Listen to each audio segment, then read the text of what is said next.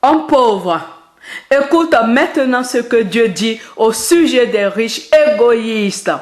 Dans Luc chapitre 12, verset 13, il y avait un homme qui disait à Jésus de dire à son frère de partager leur héritage avec lui. En réponse, Jésus lui dit, gardez-vous avec soin l'envie de posséder, car la vie d'un homme ne dépend pas de ses biens, même s'il en a beaucoup. Ensuite, il donne cette parabole. Les terres d'un homme riche avaient beaucoup rapporté. Et il raisonnait en lui-même, disant, que vais-je faire? Car je n'ai pas de place pour rentrer ma récolte et tous mes biens.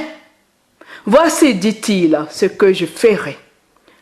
J'abattrai mes greniers, j'en bâtirai de plus grands, j'y amasserai toute ma récolte et tous mes biens.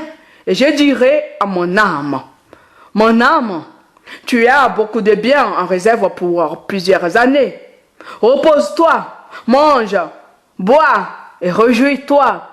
Mais Dieu lui dit, insensé, cette nuit même, ton âme te sera redemandée.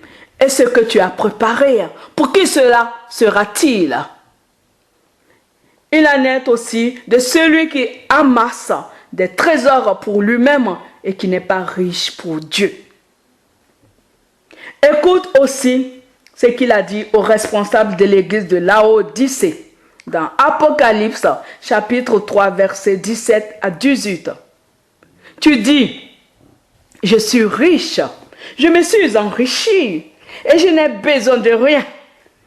Et parce que tu ne sais pas que tu es malheureux, misérable, pauvre, aveugle et nu, je te conseille d'acheter de moi de l'or éprouvé par le feu, afin que tu deviennes riche, et des vêtements blancs, afin que tu sois vêtu, la honte de ta nudité ne paraisse pas, et un collier pour oindre tes yeux, afin de voir.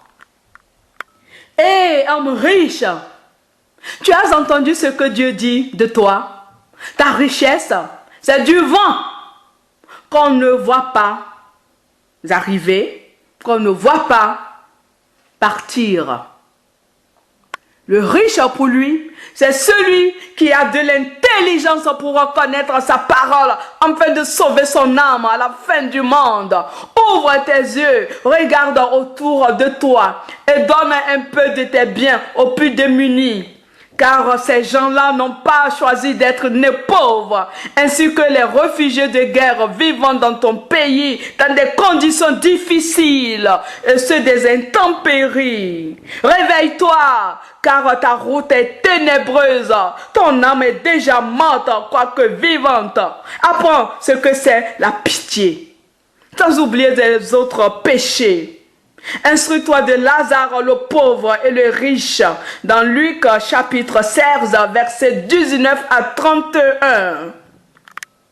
Le pauvre Lazare était couché à la porte du riche, couvert d'ulcères et mangeait les miettes qui tombaient de sa table. Et même les chiens venaient encore lécher ses ulcères. Le pauvre mourut et fut porté par les anges dans le sein d'Abraham. Le riche mourut aussi et fut enseveli dans le séjour des morts. Il leva les yeux dans le tourment. Il vit de loin Abraham et Lazare dans son sein. Le riche s'écria, « Père Abraham, aie pitié de moi et envoie Lazare pour qu'il trempe le bout de son doigt dans l'eau et me rafraîchisse la langue, car je souffre cruellement dans cette flamme. » Abraham répondit, « Mon enfant, souviens-toi que tu as eu des biens pendant ta vie, et que Lazare a eu des maux pendant la sienne. Maintenant, il est ici consolé, et toi, tu souffres. D'ailleurs, il y a entre nous et vous un grand abîme, afin que ceux qui voudraient passer d'ici vers vous, ou de là vers nous, ne puissent le faire. » Le riche dit, Je te prie donc, Père Abraham, d'envoyer Lazare dans la maison de mon père, car j'ai 5 frères, afin qu'ils ne viennent pas aussi dans ce lieu de tourment. Abraham répondit, ils ont Moïse et les prophètes qui les écoutent. Et le riche dit, non, Père Abraham, mais si quelqu'un des morts va vers eux, ils se repentiront. Et Abraham lui dit, s'ils n'écoutent pas Moïse et les prophètes, ils ne se laisseront pas persuader quand même quelqu'un de mort ressusciterait. Ô homme pauvre, ô homme riche, Moïse et les prophètes, c'est la parole de Dieu, la Bible que tu dois écouter et la pratiquer afin de sauver ton âme comme tous les morts que l'apôtre Jean a vus en vision dans Apocalypse chapitre 7, versets 9 à 12. Qui attendent la résurrection. Mais si tu ne marches pas comme Dieu veut, tu seras jugé et jeté dans le feu où il y aura des pleurs, des cris, des graissements de dents tous les jours sans repos. Dans Apocalypse chapitre 20, versets 10 à 15. Et dans Ésaïe chapitre 66, verset 23, Dieu dit qu'à la résurrection, à chaque lune nouvelle et à chaque sabbat, toute chair viendra se prosterner devant lui. Et quand on sortira, on verra les cadavres des hommes qui se sont rebellés contre lui. Ils se tordront de douleur comme des vers. Ils ne mourront pas. Et leur feu ne s'éteindra pas. Et ils seront effrayants. En vérité, ça se passera à la nouvelle Jérusalem qui viendra du ciel. Oh homme pauvre, est-ce que tu veux aller en enfer parce que tu es pauvre?